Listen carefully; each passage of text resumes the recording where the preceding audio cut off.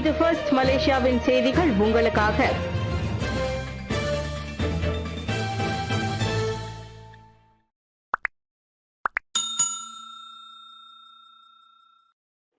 ஏழு சட்டங்களுக்கு மாமன்னர் ஒப்புதல். கடந்த ஆண்டு அக்டோபர் 6ஆம் தேதி தொடங்கி டிசம்பர் 4ஆம் தேதி வரை நடைபெற்ற 15வது நாடாளுமன்றத்தின் 3வது தவணைக்கான மக்களவை கூட்டத்தில் அங்கீகரிக்கப்பட்ட 7 சட்டங்களுக்கு மாட்சிமை தங்கிய மாமன்னர் சுல்தான் இப்ராஹிம் ஒப்புதல் அளித்துள்ளார். செவ்வாய்க்கிழமை மக்களவை கூட்டத்தில் அமைச்சர்களின் கேள்வி நேரம் தொடங்குவதற்கு முன்னதாக தமது பிரகடனத்தில் மக்களவைத் தலைவர் தான்சி ஜொஹாரி அப்துல் இதனை தெரிவித்தார். 2025ஆம் ஆண்டு விநியோக சட்டம், 2024ஆம் ஆண்டு நிதி சட்டம், 2024ஆம் ஆண்டு வரி வசூலிப்பு, நிர்வாகம் மற்றும் அமலாக்க நடவடிக்கைகள் சட்டம் மற்றும் 2024ஆம் ஆண்டு திருத்தம் செய்யப்பட்ட லாபவான் வணிக வரி சட்டம் ஆகியவை இதில் அடங்கும் என்று தான்சி ஜொஹாரி அப்துல் தெரிவித்தார். இதனிடையே மக்களவை கூட்டத்தில் அதன் உறுப்பினர்கள் அரசியல் முதிர்ச்சியோடு நடந்து கொள்ள வேண்டும் என்றும் அவர் நினைவுறுத்தினார். மேலும் விதிமுறைகளை பின்பற்றாத நாடாளுமன்ற உறுப்பினர்கள் மீது கடுமையான நடவடிக்கை எடுக்கப்படும் என்று அவர் எச்சரிக்கை விடுத்துள்ளார்.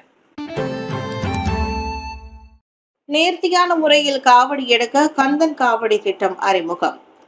தைப்பூசத்தை கடந்து பங்குனி உத்திரம், சித்ரா பௌர்ணமி மற்றும் திருவிழா காலங்களில் எடுக்கப்படும் காவடிகள் நேற்று பல்வேறு விதங்களில் உருவெடுத்திருக்கின்றன.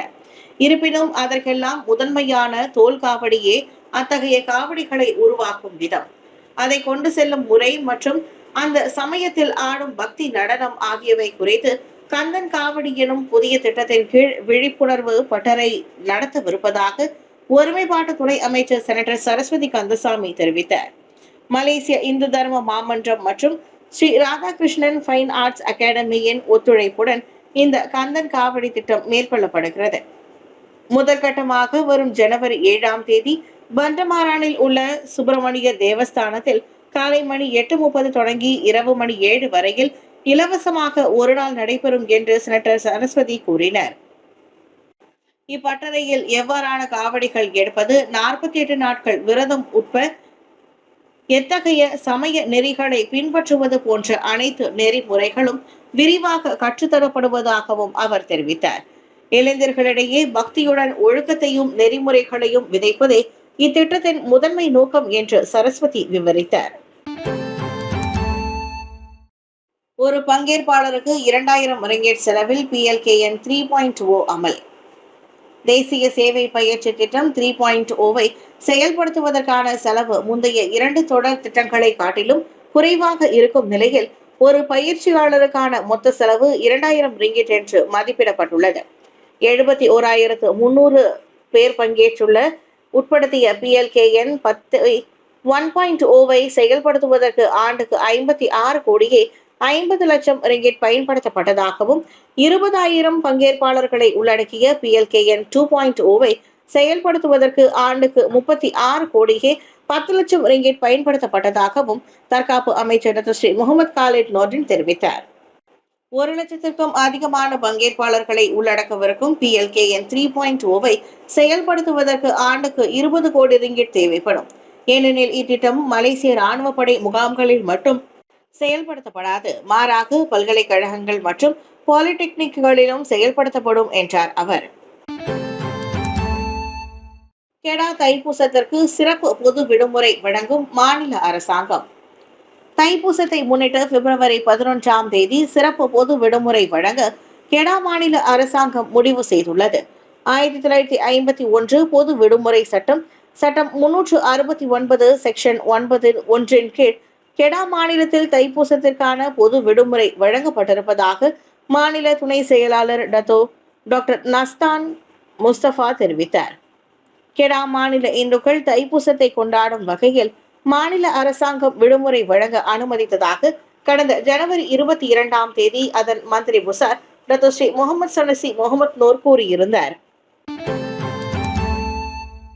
இவ்வாண்டு முழுவதிலும் பண்டிகை காலத்தின் போது 50% டோல் கழிவு. பண்டிகை காலங்களில் அரசாங்கத்தால் இதற்கு முன்னர் வழங்கப்பட்ட இலவச டோல் சேவைக்கு பதிலாக இவ்வாண்டு முழுவதிலும் பண்டிகை காலத்தின் போது டோல் கட்டணத்தில் 50 விழுக்காட்டு கழிவு வழங்கப்படும். இதன் வழி ஆண்டுக்கு சுமார் 8 கோடி ரிங்கிட் வரை அரசாங்கம் சேமிக்க முடியும் என்றும், இலவச டோல் சேவை வழங்கப்படும் பட்சத்தில் 10 கோடி ரிங்கிட்டுக்கும் அதிகமான நிதியை அரசாங்கம் செலவிட வேண்டி இருப்பதாக பொதுப்பணி அமைச்சர் டதோஸ்ரீ அலெக்சாண்டர் நந்தாலிங்கே தெரிவித்தார். ஸ்லாங்கூர், ஜாலான், பெசகுட்டுவான், சுங்கை பசார், சபாக் பெர்னாமிற்கு அலுவல் பயணம் மேற்கொண்டிருந்த போது டதோஸ்ரீ அலெக்சாண்டர் நந்தாலிங்கே நேற்று செய்தியாளர்களை சந்தித்தார். இதற்கு முன்பு செயல்படுத்தப்பட்டது போலவே ஆண்டுக்கு 8 நாட்களுக்கு அமுல்படுத்தப்படும் இந்த கழிவு இலக்கிடப்பட்ட உதவி அணுகுமுறைக்கு மாறுவதற்கான அரசாங்கத்தின் கொள்கைக்கு ஏற்ப உள்ளதாக அவர் கூறினார். சீன புத்தாண்டின் போது மக்களுக்கு வழங்கப்பட்ட 50 விழுக்காடு கழிவு இன்னும் தேவைப்படுவதால் இந்த முன்னெடுப்பு அவசியமாக நந்தா தெரிவித்தார். எனவே நோன்பு பெருநாள் காலத்திலும் அதற்கு பிறகும் ஆண்டு முழுவதும் இந்த கழிவை தொடர்ந்து வழங்க அமைச்சரவை முடிவு செய்துள்ளது. நெல் கொள்முதல் அடிப்படை விலை அடுத்த வாரம் உயர்த்தப்படலாம். பயனீட்டாளர்கள், குறிப்பாக அரிசி விலை தொடர்பான தாக்கத்தை ஈடு செய்ய கூடுதல் மானியங்களுடன் நெல் கொள்முதல் அடிப்படை விலையை அரசாங்கம் அடுத்த வாரம் உயர்த்தும் என்று எதிர்பார்க்கப்படுகிறது. அடிப்படை விலை உயர்வு தொடர்பான விளக்கம் மற்றும் அறிவிப்பு தொடர்பான அமைச்சர் அறிக்கையை விவசாயம் மற்றும் உணவு உத்தரவாத அமைச்சர் டதோஸ்ரீ முகமது சாபு சமர்ப்பிப்பார் என்று பிரதமர் கூறினார். இந்த அதிகரிப்பின் காரணமாக பயனீட்டாளர்களுக்கான விலையை ஒரே நேரத்தில் அதிகரிக்க நாங்கள் விரும்பவில்லை. விலை உயர்வு அவசியம் என்று நான் கருதுகிறேன். இரண்டாவதாக 6 மாதங்களுக்கு 15 கோடி ரிங்கிட் மானியத்தையும் அதிகரிக்க வேண்டும். நாம் ஒரு தரப்போடு பேச முடியாது. பயனீட்டாளர்களையோ அல்லது விவசாயிகளையோ நாம் பாதிக்க கூடாது. ஏனென்றால் B40 பிரிவில் பல ஏழை பயனீட்டாளர்கள் உள்ளனர் என்றார் அவர். 2014ஆம் ஆண்டு முதல் 1 மெட்ரிக் டன்னுக்கு 1200 ரிங்கிட்டாக இருந்த நெல் கொள்முதல் அடிப்படை விலையை 2023ஆம் ஆண்டில் அரசாங்கம் 1 மெட்ரிக் டன்னுக்கு 1300 ரிங்கிட்டாக உயர்த்தியது. இருப்பினும் அந்த விலையை 1 மெட்ரிக் டன்னுக்கு 1800 ரிங்கிட்டாக உயர்த்தும் பரிந்துரையை அரசாங்கம் ஆலோசிக்க வேண்டும் என்று மலேசிய நெல் விவசாயிகள் சகோதரத்துவ சங்கம் பெசாவா அண்மையில் கேட்டுக்கொண்டிருந்தது. ஆரம்ப இடைநிலை பள்ளிகளில் கல்வியை பாதியிலேயே கைவிடும் மாணவர்களின் எண்ணிக்கை குறைந்துள்ளது. ஆரம்ப இடைநிலை பள்ளிகளில் கல்வியை பாதியிலேயே கைவிடும் மாணவர்களின் எண்ணிக்கை குறைந்துள்ளதாக கல்வி துணை அமைச்சர் ஒங்காவோ தெரிவித்தார். கடந்த ஆண்டுடன் ஒப்பிடுகையில் இவ்வாண்டு அந்த எண்ணிக்கை 13,007ஆக குறைந்துள்ளது. கடந்த 2020ஆம் ஆண்டில் அந்த எண்ணிக்கை 21,748ஆக பதிவாகி இருந்தது குறிப்பிடத்தக்கது. கடந்த ஆண்டில் பதிவான எண்ணிக்கையில் 2,873 பேர் மீண்டும் பள்ளிக்கு திரும்பியுள்ளனர். இதில் 883 பேர் ஆரம்ப பள்ளி, 1990 பேர் இடைநிலை பள்ளியை சேர்ந்த மாணவர்களாவர். அனைத்து மட்டங்களிலும் பள்ளி படிப்பை நிறுத்தும் மாணவர்களின் எண்ணிக்கை குறித்தும், மேலும் விரிவான சிறப்பு மாதிரி பள்ளிகள் K9, K11 பள்ளிகளை மேலும் சேர்க்க அரசாங்கம் திட்டமிட்டுள்ளதா என்று ரந்தாவ் பஞ்சாங் நாடாளுமன்ற உறுப்பினர் சிட்டி ஜைலா முகமது யூசுப் நேற்று மக்களவையில் எழுப்பிய கேள்விக்கு பதிலளிக்கும் போது வாங் அவ்வாறு கூறினார். புதிய வரி விதிப்பை 30 நாட்களுக்கு ஒத்திவைப்பதாக டொனால்ட் ட்ரம்ப் அறிவிப்பு. கனடா, மெக்சிகோ நாடுகளுக்கு புதிதாக விதித்த இறக்குமதி வரியை அமெரிக்கா குறைத்தது 30 நாட்களுக்கு ஒத்திவைப்பதாக அந்நாட்டின் அதிபர் டொனால்ட் ட்ரம்ப் தெரிவித்துள்ளார். எல்லை பிரச்சினைகள் மற்றும் குற்ற செயல்களை தடுப்பதில் அவ்விரு நாடுகளும் முன்வந்துள்ள நிலையில் சுமார் 1 மாத காலத்திற்கு இந்த வரி விதிப்பு ஒத்திவைக்கப்பட்டுள்ளதாக ட்ரம்ப் விளக்கம் அளித்துள்ளார். அமெரிக்கா புதிய அதிபராக பதவியேற்ற டொனால்ட் ட்ரம்ப் பல்வேறு அதிரடி அறிவிப்புகளை வெளியிட்டு வருகிறார். அதில் மெக்சிகோ, கனடா ஆகிய நாடுகளில் இருந்து இறக்குமதி செய்யப்படும் பொருட்களுக்கு 25 விழுக்காடு வரி விதிப்பும், சீனாவுக்கு 10 விழுக்காடும் என்றும் கூறியிருந்தார். கூடுதல் வரி விதிப்பால் மெக்சிகோவும் கனடாவும் அதிருப்தி அடைந்த நிலையில் இரு தரப்பிலும் பேச்சுவார்த்தை மேற்கொள்ளப்பட்டது.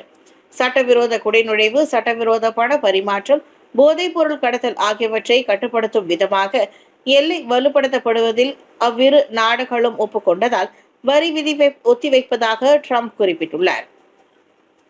அதிபராக அனைத்து அமெரிக்கர்களின் பாதுகாப்பையும் உறுதி செய்வது தமது கடமை என்று கூறிய அவர், இந்நடவடிக்கையின் மூலம் தமது நாட்டு மக்களின் எதிர்காலம் காப்பாற்றப்படும் என்ற நம்பிக்கையை ட்ரம்ப் பெருமையுடன், பெருமிதத்துடனும் சமூக ஊடக தளத்தில் கூறியுள்ளார்.